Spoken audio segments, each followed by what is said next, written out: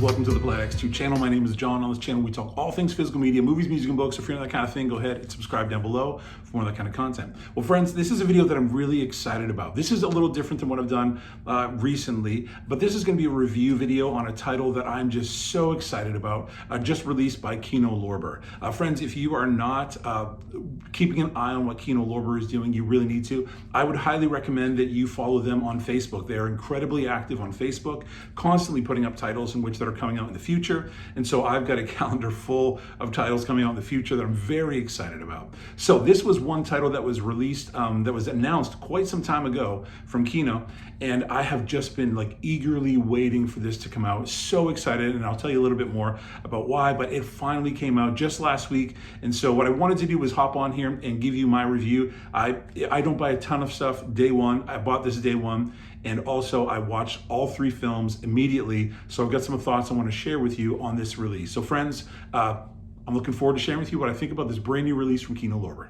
All right, so the release I'm talking about, you saw it in the thumbnail, you see it in the title, but it's this one right here. It's Philo Vance Collection. I love the artwork. Kino Lorber is second to none when it comes to artwork. They're just doing an amazing job on their artwork. So this is the Philo Vance Collection. As you can see on the bottom here, there are three films represented in this set. This is a fantastic set. If you are familiar with the Thin Man series, you recognize William Powell from the Thin Man series. He is a detective in this set of films, and he's helping the police solve crimes. We have three different murder mysteries. These are detective murder mysteries, all of which are very fun. These are coming from 1929 to 1930. And I'll share a little bit more about why that is so significant. But really, really fun set of films. Again, I watched all three, highly recommend all of them. Let me show you a little bit more of the actual physical release. So we have the cover here. There are the three films down on the bottom. You've got the spine.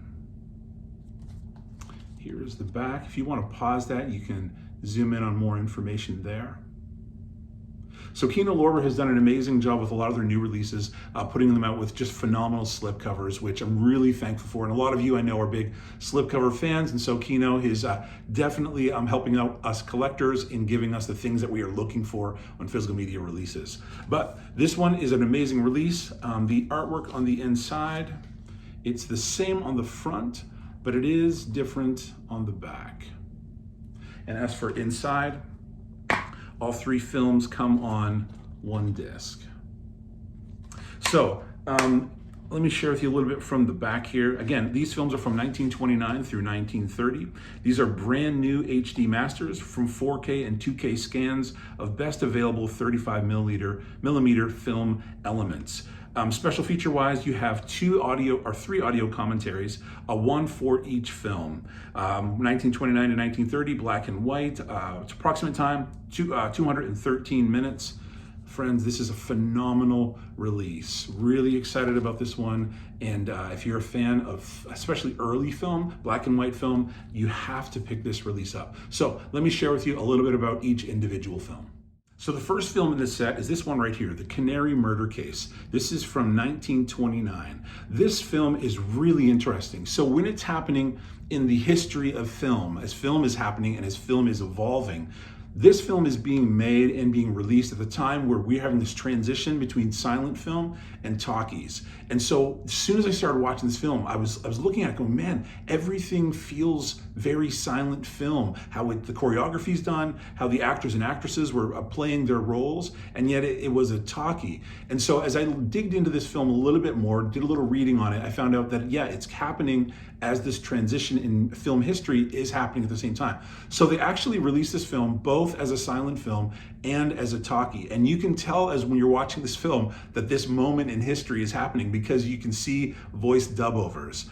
And in particular, one of the main lead actresses, she actually refused to do a voice dub-over. And so another actress had to come in and do that. Now, there are some scenes that everything is filmed from behind, which I was watching again going, this is so strange and unique. But then discovering that it was happening at this really unique moment in history. Some theaters actually weren't prepared for talkies. They didn't have the actual audio system for it. And so some of them weren't prepared. So some theaters got the silent film and others that were prepared for this transition in film were able to get to the talkie. So this actually is a really, really fun story. This one's from 1929, the Canary murder case.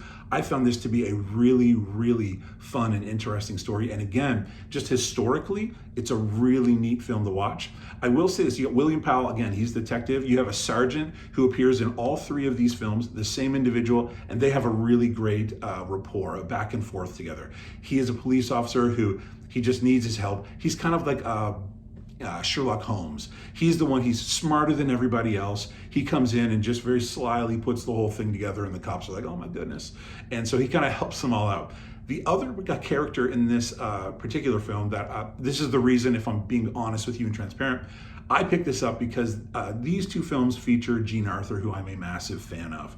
I love this era of film, but Jean Arthur in the film had to be a day one pickup for me. So Jean Arthur is in this film, The Canary Murder Case, in a very small role. She has a small role. She does have a speaking role, but it is a small one. And she would later in her career say that her performance in this was not very good, that she was too young as an actress and wasn't prepared, didn't have enough experience. I disagree. I think she's fantastic. Again, I am biased. I'm a huge fan of hers. But she is in this film in a very small role, and I loved it. So this first film, The Canary Murder Case, 1929, really unique time in history of film. I recommend this one for sure. Now let's move on to the second film. So for our second film, we have The Green Murder Case right here. Again, this is a really, really well done story, well written story. Both of these I really, really enjoyed. In this one, you've got William Powell again as Philo Vance. You have the sergeant back, again, you have their rapport. But one thing that's really, really interesting is Jean Arthur is also back in this film, but not as the same character. She's a completely different character. She has a much larger role, and she does an amazing job. I've seen a huge portion of her filmography. I own almost everything that's been released that she's done. And this is a very different role for her. And it caught me off guard, but I thought it was very unique that they would bring her back, the actress that was featured in this one, fairly prominent, but bring her back in a lead role, but in a completely different person, while the main role was the same, the sergeant was the same. I thought it was unique. I enjoyed it. I loved the story. The other thing I'll say about this film is at the end, there was this action sequence that completely caught me off guard. I did not expect it for a film from 1929 to have that kind of action sequence, and it was really, really cool. It's not a long sequence, but it's really interesting and intense, and I absolutely loved it. So the second film, 1929, The Green Murder Case, I really enjoyed it. Both of these I thought were outstanding. You're going to say it's because of Jean Arthur. Maybe it was, but I think just the story, the writing of the stories were so good. Love both of those. Let's move on to the last film.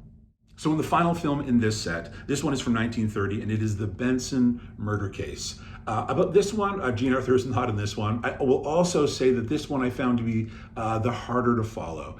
These ones I thought were a little better when it comes to the writing of it. I thought it was a little more engaging. This one I would say is the weaker of the three, but still a really fun murder mystery case. All of them are great, but I do prefer these two. This one I'll also say, if you're wondering about the transfer, shockingly, 1929-30, really, really well done. I watched them on a 4K television, and I watched them just on a regular, smaller television. And I will say on my 4K television, I watched these two, and they were fantastic.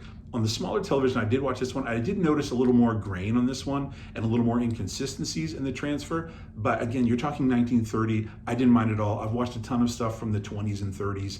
It's still great. I really enjoyed it. So Benson Murder Case, also really well. Now, there is a fourth film in the Philo Vance collection, but the difference is with this one is that the Warner Brothers actually did this one instead of Paramount, the fourth film. Paramount owned these three. Warner Brothers actually did the fourth one. So in this set, you have these three from Paramount, and they're fantastic. I highly recommend this set. If you're a fan of William Powell, you're a fan of Jean Arthur, you're a fan of murder mysteries, a fan of the 20s and the 30s, or you're a fan of film history, especially this one where the transition is going from talkies to from silence to talkies. It's so interesting, and just I say a must-see for fans of just film and film history. So anyway, friends, those are my thoughts on those three. So there you go, friends. Those are my thoughts on this brand new release from Kino, the Philo Vance Collection. I can't recommend this one highly enough. It is so fantastic, really, really great. Kino is killing it, again, with the slipcovers, the releases, the artwork, the quality of the work. I know some people maybe look for more special features, but what they do have on here is great. Prices are fantastic. Always keep an eye on their Facebook page, on their website. They have a while supplies last section, so you can see what's going out of print, so you can catch that before you miss out on it. Friends, if you're not following Kino, you need to be. They're putting out phenomenal releases, and this one is no exception. It's really great, and I highly recommend this one. So friends, that's what I have for you today on this review of this new Kino title. Let me know in the comments below if you've picked it up, if you've seen it, if maybe you're considering picking it up, and let me know other titles you've picked up from Kino that you would recommend I consider as well. So anyway, thank you so much, friends. I appreciate you watching. I appreciate you. Take care of yourself. We'll see you next time.